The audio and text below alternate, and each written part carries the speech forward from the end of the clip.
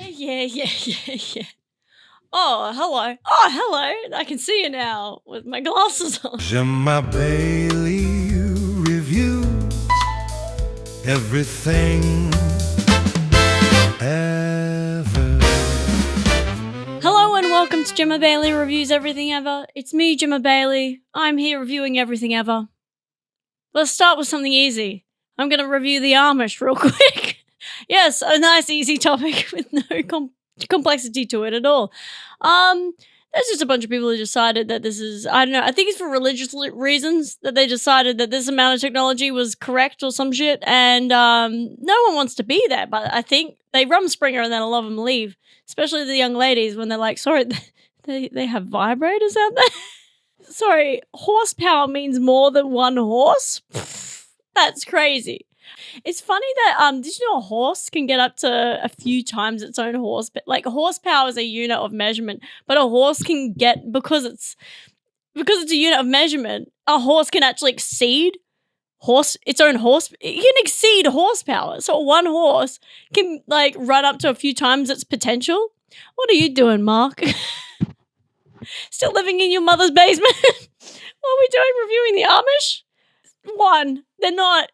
No one wants to be Amish. They don't even want to, evidently.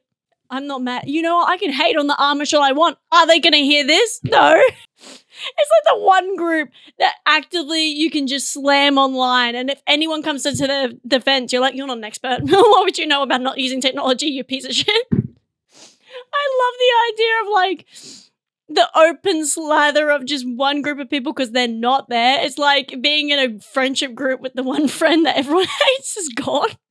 It's like, we're just going to talk shit about you the entire time. Amish, stupid. I say that knowing the hypocrisy of it because I have a dumb phone because I'm trying to escape technology to a certain extent, but not to the point where I'm churning butter about it. You know, I don't know. I'm not. It sounds like I'm angry at the Amish or resentful or something. I actually don't know much about them. Like, I know that they're American. They are religious in some capacity. They have limited technology, and they choose to be like that. And they live in villages where they're all like that. They have multiple wives? I actually don't know. I don't know what's going on over there. And you know what? I don't want to go find out. They can go do whatever they're doing. Something's amish over there. I don't know. They're all doing something over there. It's very suspicious. Something's amish over there. Anyway, yeah, 1 star. This is the energy we're starting the podcast with. Hey-oh. What's a phrase that has the word shoe in it? The shoe's on the other foot. There we go. Oh, walk a mile in my shoes. That's a good one. Okay, all right. We're going to review. Yeah, here we go. Did anyone say that this podcast doesn't seem planned? Did anyone say that? People should say that because it's not planned. We're reviewing the phrase walk a mile. Why are there so many shoe ones again? It's shoes, horses, birds. That's all we're doing phrases about now. I don't really use the phrase walk a mile in my shoes that often. I think it's because I'm doing pretty good. Like, usually you're only saying walk a mile in my shoes when you're about to complain about something, or you're currently complaining about something and someone's being like, it's not that bad. Now, as an Australian, I never get the full complexity of it because I don't know how far a mile is. What is it, like a bit of a kilometre? Doesn't seem too far. Walking a kilometre in someone else's shoes is like, I don't want to do that. I'll probably get a bunion because they're not fit to me. They're not fit to my foot. Before we go any further, let's ask Google. Walk a mile in my shoes, an idiom urging empathy, meaning one should understand another person's experience, challenges, and perspectives before judging them. Often cited as a Native American proverb, it likely originates from Mary T. Lapin's poem, Judge Softly. It is commonly used as a reminder to avoid criticism. I can get behind, hey man, like see other people's point of view. I probably use it more closely to someone else's experience. I'll give it this. It's a thoughtful phrase. We love thoughtful here. I'd urge us all to walk anyway. Move forward in life. In your shoes, in someone else's shoes, hopefully shoes you haven't stolen, just someone's shoes. That saying gets very unempathetic if you take out the consent of whoever's shoes you've taken. Like, you can't walk a mile. Like, I think the phrase loses meaning if you're walking a mile in someone's shoes and they don't know you took them. Like, hey, walk a mile in their shoes. Like, all right. And then that person's like, someone fucking stole my shoes. And the other person's like, oh, what an awful person. Well, that sounds like a terrible experience. But stop complaining. And they're like, hey, walk a mile in my shoes. And you're like, I'm starting to realize why they took your shoes. Stop offering them to people. That's what happened. That's the one thing that you have to worry about when you're complaining. Is someone might take your shoes, give you something to complain about. Dumb. Okay, what are we giving that phrase? I like it. It's empathetic. It's got shoes in it. And I like shoes. I don't use it, but that doesn't mean it's not a good phrase. Let's give it 3.5 stars. We don't usually do a half star. I don't know why I don't do that. Should I do that more often? I'm giving it 3.5 stars because it's not 4. It's not like it's not great saying. It's not the best saying. It's a good saying though. It's like good, better than average saying. And 3's like in the middle for me. So let's go 3.5 stars. Perfect. Right on time. Damn, we're smashing through these. Okay. Actually, my friend told me to do a wiki random and review whatever comes up on random. A wiki random Periolimatularius. Oh, why did it have to be so much? Okay, species. 2 recognized species in Genesis. The Periolimaturialis lucidium and the Periolimaturialis meridelius. Oh, God, which one do we choose? God, the first one, lucidium. Let's go with that. What is that? Species of stone lock endemic to the Irrawaddy Basin, Malirma. There's not even a picture. I don't even know if this is a plant or a guy. Do you know what I mean? Oh, God, let's Google it. What is it? Show me what is it? Is it like a piece of rock? What is a stone lodge? Is it a fish? It's a fish. It's kind of stripy. It's not even a hot fish. Okay, no fish is hot, but this is not an attractive fish. It looks like a bargain bin dildo. Like it looks like. Oh, well, what? I'm reviewing that. Okay, all right. I'm reviewing that. Does it do anything? This was a bad idea. What is that? This was a bad idea. Wiki Random really did me dirty. It's like, here's a fish. What's special about it? It's characterized by the presence of its elongated skin folds. Maybe this is a dildo fish. K. Freshwater. Whatever. I just think I stumbled across the most boring fish. Found in fast-flowing streams about 4 to 10 meters wide and 0.5 meters deep during late dry season. So that's where you can find them, the most boring fish in the world. Okay, well, not only is it the most fish-looking fish, it's like the most boring fish-looking fish I've ever seen. I'm giving it a 0. And if that's your favorite fish, go outside, do something. Go start a band. I don't know. You have no personality. What is this guy? He hasn't even got like a cute name. Like Lucy, like calling it a lucid. Oh, then I caught myself a lucid. You know, like at least then it sounds kind of cool, like and whimsical. But like it's just its full name, which is like, I'm sorry, man. Look at these family names. Okay, so the Kingdom Animalia. We know what this is. This is animals. I'm done with this shit. I don't even know I was trying. Nana C T Illy D. And that's not even probably how you say it, but that's what it looks like. No, I'm not having it. 0. Why are we still on this? 0 for that damn fish. I hope that was the shortest review in this entire podcast. That's it. What was the point in that, Joe? Great idea. Go on a wiki at random and just do a wiki random and then review that. I'll do it one more time. Okay? And if it's not something fun, then I won't do it again. I don't know. It's my podcast. I don't have to do shit. Okay, so let's go again.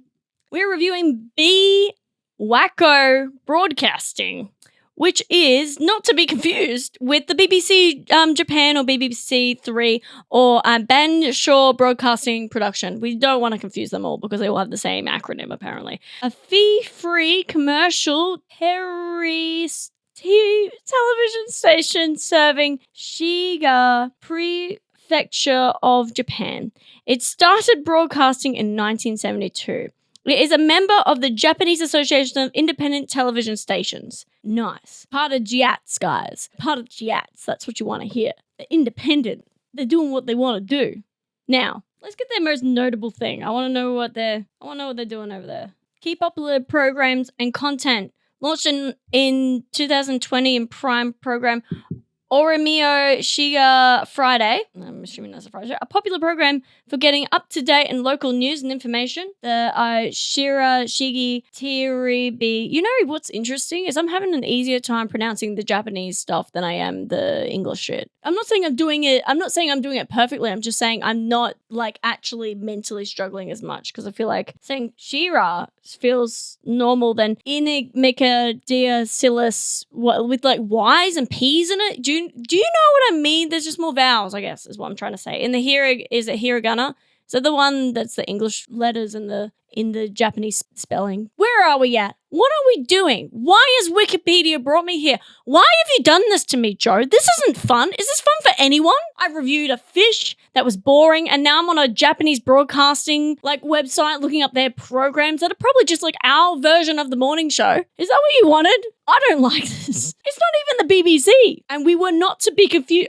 They told me not to be confused. And I wasn't until they mentioned it. And I went, yeah, that's right. They have the same acronym. How weird. There'd be so many. They do live station broadcasts, live fireworks festival. That'd be pretty cool. Oh, they do anime broadcasting. Cool. Oh, they do fairy tales and Gintama. I'm not mad at it. Like, I'm not mad at what I'm reviewing right now. I'm not mad at Biwako Broadcasting, okay? I'm mad at WikiRandom deciding what I have to review because it has led me to review Biwako Broadcasting. I am just going off what this is. It just seems like, and you know me, I like myself an independent thing. I like independent broadcasting. I'm doing it right now. And I don't know if you've noticed, but this is the most independent broadcasting you can do. Just from my microphone to you, and I'm editing out. Well, that's staying in. Like, I'm editing out, like, burps and shit because you're all sickos.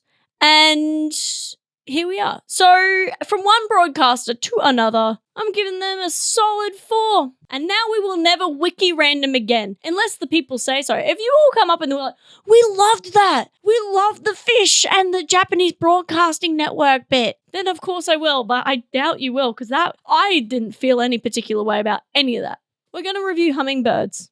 Before we get into the hummingbirds, how are you? I feel like we didn't actually touch base there. How are you doing? How's your mum? And if your mum's dead, how's your dad? And if your dad's dead, are you okay? Someone help with, are their bodies still in the room? Check their pulses. Speaking of broadcasting, I pranked someone on the radio recently. I saw this dude. We went for, I want to say 3 dates max. We had sex and it was damn good. And what did I do with this? I decided to go on the radio and prank him by reaching out to his co-host and being like, hey, do you want to play a prank on him? It was great. They recorded it. They posted it online. It's very funny. You should go watch. If you go to my page, I've like reposted it. And then I went and met like his co-host and all of his mates from the radio at their house and watched a Broncos game. It was really fun. And they're all really weird, but in like good weird. You know, like when you meet people and you're like, man, is this going to be like a time? Am I going to have to really labor over this? But no, they were like, they had like sushi and cheeses and they were like, eat stuff. And I was like, this is a great time. And then they're like, tell us about all the things. And I was like, here you go. And then some other chick came in who she didn't know anyone. So then I wasn't even new. And I don't know, it was great. So easy. And the guy's hot. Did I mention that? The guy's hot. So that always helps. I'm not a pranky person. I just, every now and then, I let the intrusive thought win. So that morning, I just went, he goes on the radio every day. I could reach out to his mate and just say, would you want to, like, what? Because I didn't have a plan. I just said, hey, I know that you give him shit about dating on the radio. Do you want me to come on and also give him shit? I was like more going, I'm offering myself up as a like service to like really fuck with your mate. Because I like, they seem like good friends, you know. Now I'm scared he's going to prank me because I don't like being pranked. I've talked to you about this. I don't like surprises. I don't like people knowing things around me that I don't know. It makes me feel like not bullied, but I think obviously it's come from a childhood of people bullying me. But so I think I've unfortunately really fucked myself over. I don't think he hasn't alluded to that he's gonna prank me, but is it in my brain? Sometimes it comes up and it goes, what if he's gonna prank you? And I'm like, oh, I don't really want that. Also, I don't know what type of pranker he is. So, how some people prank, the one I did was not mine. It was his co-host. He decided it. Did I tell you what it was? He actually ended up calling me up. He goes, hey, this is the plan I have. Are you okay with being a bit mean to him? I was like, yeah, that's fine. I don't know him that well. Yeah, sure. You know him better. So sure, I'll be as mean as you need me to be. He goes, I need to ask you a personal question. It is for the prank, but it's something that I've noticed. I went, you want to know if we've had sex? And he went, well, yeah. And I went, yeah, we did. It was good. It was fantastic. And he was like, oh, okay. Well, you didn't need to tell me how it is. I know that, just wanted to give you 5 stars. I'm reviewed officially on the podcast.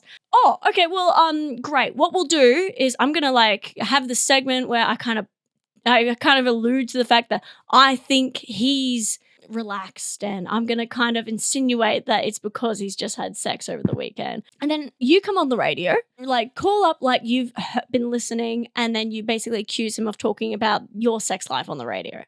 And I'm like, oh, that's so messed up. Okay.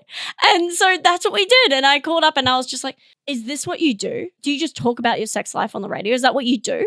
And he's freaking out, and he's doing these motions and shit to his co-host, and his co-host is like, oh, what? And then at the end he reveals, he goes, oh, just so you know, Jemma reached out to me asked me if I wanted to prank you, just so you know. And he's like, oh shit, and you could see the relief, but you could also see that his brain was all messed up. And I was like, I love it when a man's brain's all messed up. That it was probably the best way that could have turned out, honestly. It's either that or he would have been like, this girl is a freak. And I was like, yeah, it was a pretty bold move. I didn't have anything much to do that day. I told my mate at work and she was like, what are you doing? Because this was before I did it. I was like, this is what I'm going to do. I've just organized. And she's like, what are you doing? And I was like, yeah, I'm going to do that. And she's like, you can't do that. And I was like, yeah, I can. We just planned it. Very mixed response in my office. There's a lot of empathetic people in my office. That sounds rude. They're very sweet people. And on reflection, I can see why they would have thought that was crazy. But now I'm like, I think it's because I knew him that I was like, oh, he'll like it. It'll be fine. He'll like it. Anyway, that's what I did. Anyway, hummingbirds. Okay, we're reviewing hummingbirds. And this is what I have to say about hummingbirds. They don't hum, first of all. They buzz. They have a low frequency buzz. And what is a hum? Is a hum a low frequency buzz? Okay, maybe they do hum. I'm not going to lie. I led in with the thing that I thought I was going to be most against when it came to hummingbirds, because I was like, they're not even named after the thing that they do. And I realized that maybe humming is a broader spectrum than what I thought. You know what? They hum. They hum. I'm sorry that I alluded to them not. I didn't mean to gaslight you about hummingbirds for a second. I feel like they only eat sweet things as well. The most famous hummingbird is that one from Pocahontas. That's the only one I know of. Are woodpeckers humming? No, they're not. They're woodpeckers. Some of these birds are just named after things that they do. Imagine if people were just named after things that they do. Oh, they are firemen, policemen, nurses. They nurse. Birds are named after their occupations. That's so sad, to live your whole life as what you do rather than what you are. Hummingbirds, they do hum. They are birds. They're small. They're so cute and small. They eat nectar. They sound like a make-believe creature. If you were like to say all that in succession, it does sound like a little girl making up a creature.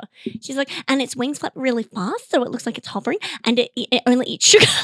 It also and it comes in all the colors of the rainbow, and and it can go invisible, and it has a sparkly mate. It just sounds like a young girl describing a creature. Oh, actually, I love the idea of every single time I review an animal, I describe it like a little girl describing their make-believe creature. So instead of saying, oh, a platypus is brown, so it's a platypus, and it's kind of like a bear, but it goes in the water, and it doesn't have a mouth, it has a beak like a bird, and it has poisonous feet. and it has a little pouch, and it lays eggs, but it stays in. It's the only one in the world that can do that. It's actually the only one, and no one else can do it. I used to love when you were a kid and you were like, and my mermaid tail is rainbow, but no one else can have a rainbow tail because I'm the special one that was of a species that has already died, so I'm like the only one with a rainbow tail. Okay, hummingbirds, 99 beats per second. What? Holla!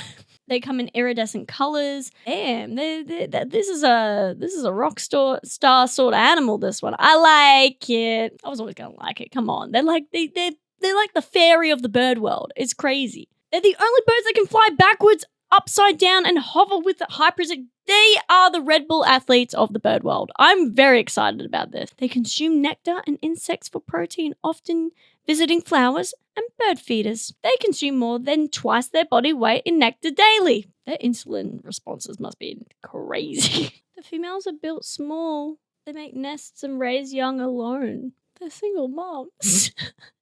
She is a fighter. Oh, well, the more I read about them, the more I like them. They've got soul and they're cute. 5 stars. Come on, 5 stars for hummingbirds. They're doing it all by themselves. She's a single mum and keeping it tight. We are reviewing... Did I watch a movie recently? I did watch a movie recently. I've forgotten what it is. I've forgotten what it is, and we're gonna do this till I figure out what movie I watched, because I did watch a movie, but I've forgotten what it is. And it was the drama. It was the drama. Oh, I didn't expect that to work. Oh, okay, all right. Yeah, okay, let's review the drama. Okay, so this isn't a movie podcast, but podcasts are boring and stupid, and who do them are dumb. But we will review the drama. Spoilers. If you're watching, fuck you. If you're watching this and you are like, there's spoilers, it's a review. So I'm not going to do the stupid spoiler thing before what I say, because that's on you. Get off the fucking internet if you haven't watched it. So the drama, great. Oh, I loved it. The turn, I did not hear about the dinner conversation before I watched it, by the way. I went in blind. The one thing I knew was there was a turn. So at the start, I was trying to guess what the turn was, and it really kind of like ruined the start of the film. So halfway through, actually the person I with said that to me. He was like, are you trying to guess the turn? And I was like, I realized I was. And I was like, yeah, I've got to stop. I don't want to do that. So I stopped, and then I enjoyed it a lot. And I was lucky enough, and I think this is the key to watching the drama, I was in a theater full. It was a full theater of people who, I think they were theater people, because the one I went to was like one of those ones that are like, we are a cinema. We're not going to the movies. We're going to the cinema, and it's an event. So everyone there was like ready for whatever the film was. And so when it was ramping up, and because it is comedy, and it comes in like rom-com energy, when it hits, I was like, oh my God, I can't believe this got funnier. Like, I was so lucky I was in a room where everyone thought it was funnier, because that could have easily been fucked. I think my favorite bit was that bloody scene where they're like, we're going to shoot you, we're going to shoot. I just thought, and then to change out Zendaya's character with the younger version of herself with the gun, I was like, the visuals of that made me laugh so much. The fight scene at the end, the freaking DJ dude who's like every DJ you've ever met that is like a piece of shit. They're like, he turns up and he's like, a lot of DJs don't realize that the DJing actually isn't about the music. I was like, what is it about? It's about turning up. It's like the douchiest shit. I don't even know what the line was, but it's so douchey, and I was like, it's perfect. That actually encapsulates the film. It's kind of like that whole concept of like how you're perceived over what you actually are. The whole group of them, where they were all talking about awful things they did, right? And hers wasn't something she did. It was something that she thought about, right? But the perception of all of theirs were like not as bad as the perceived thing that she could have done. So they all like, the drama comes from the pile-on of the fact that she even thought about doing something so atrocious as a school shooting. Meanwhile, this chick locks a dude in a cupboard who's like not mentally like there, like actual human cruelty shit, like deranged psychopathic shit. And this guy's talking about his girl who kicked a dog. And in the story, it's clearly him who kicked the dog. I don't know if anyone else read into that, but he was describing it. It sounded like he had told a half-truth to someone, that he was talking about the worst thing that he's ever done was witnessing his ex-girlfriend kick a dog. To me, he kicked the dog. He was half confessing. I don't know if anyone else read that. That's how I felt about it anyway. And then obviously Robert was just throwing something out because he's a boring oatmeal man. He was boring dude through the entire thing. He played boring dude reacting to a complex woman very well, to the point where he became a complex person, but he kind of collapsed in on himself. In my mind, she didn't do anything, and then he did all these things in reaction to him perceiving her doing something, and I thought, how weak. Like, Zendaya's character was like the strongest character in the entire thing, and she stays with the dude. I guess it's in a way she also sees the worst part of him, and then they and I was like, that's kind of nice. You know, that you see the worst parts of each other and at the end you come together. Like, that's romantic to a certain extent. But man, what a washcloth of a man. What a boring dude. Anyway, see, I didn't get to see the gun mug bit. I walked out because I needed to pee. I'm so annoyed I needed to pee. I gotta stop peeing.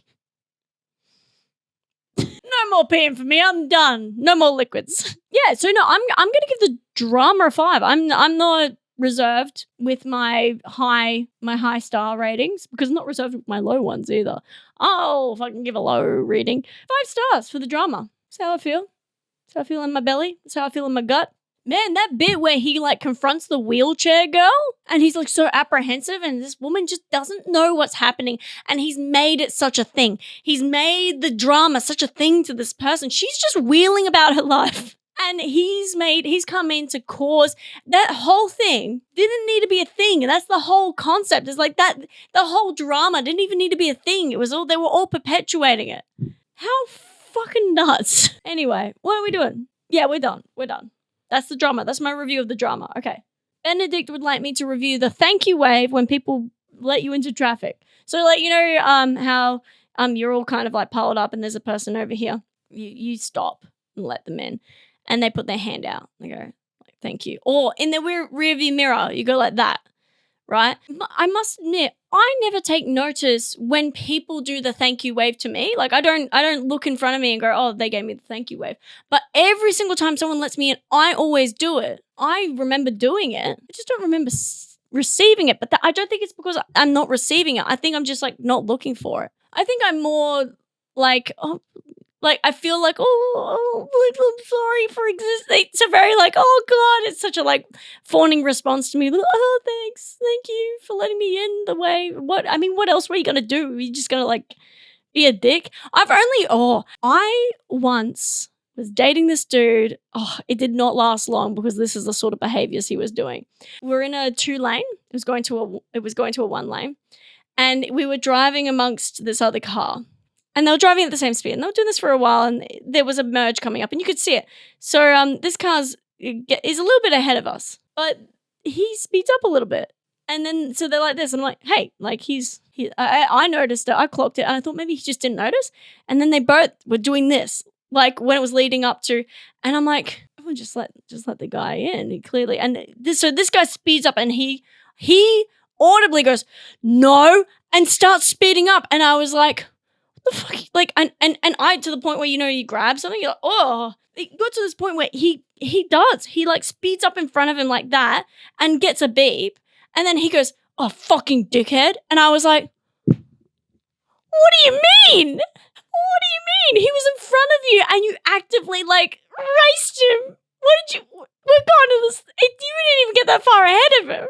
There was no reason. And it was like one of the first times I was like, I don't subscribe to X. And when I say I don't subscribe to ick, that isn't an ick. That's a personality trait of a really insecure person. So I don't think it was so much like I got the ick that day. It was more kind of like, oh, here's another little red flag for you. Catalog that for later.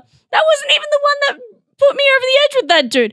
I think he called me fat. And I was like, I didn't argue with him in the moment. I just went, oh, we're breaking up tomorrow. He doesn't even know. I remember he was like, it wasn't like he didn't call me fat. He was like, we need to start going to the gym because I've noticed we have been eating a lot. And he kind of like looked at me and I went, oh. And he's like, you can come to my gym and blah, blah, blah. And I went, oh, yeah. I was like, oh, sorry. Fuck. And by the way, I was keeping it tight. I was fine. I was at a weight I actually liked. So that's why I was so comfortable to be like, oh no, we're breaking up. Because if you think this is big, whew, oh, wait till I get depressed from hanging out with you. I would get so fat hanging out with that guy. I would, not because fat is bad, but because I would no longer be doing the things I loved and it would like show. It would show in my weight. My weight right now is how I am and I'm very happy with it. It fluctuates like a good kilo. Who cares? It goes to my ass. But the fact that he was just like, and I was like, really? All right, we're breaking up. And he was like so flabbergasted the next day. He was so flabbergasted about it. And I was like, look, we were only dating for like a good 2 months before this started because they're always good in the beginning. I think a lot of people forget that when you're dating a douchebag, they are not a douchebag in the beginning. They become that later. So proud of myself when I broke up with him actually because I was like, oh, Jemma, you clocked that so fast. Well done. Because then I remember things that he was doing, like little things, little moments, because he was kind of rude to servers as well. That's a really good one to keep an eye on, someone who's rude to servers. Anyway, what were we talking about? Oh, the thank you wave. I think it's lovely. I think it's normal. It's instinctual for me. I think it's instinctual for most people. Sometimes I'll say the thank you wave when they have the window down and they go like that outside their window, like thanks, like they put their whole hand out. I'm like, oh, don't go through the effort to thank little old me, you know. I like that as well. I also like when you're at a thing and you don't know if they're letting you in and the person goes with their hand and you're like, oh, okay, they are. I like that too. Or they flash their lights. Yeah, there's those little bits of road etiquette. It really reminds us that we're all humans just trying to get somewhere. And isn't that beautiful? So I'm giving the thank you wave 5 stars. Give people that, why not? You're not obligated, but it's nice. And that's what I like about it. Well, here we are at the end.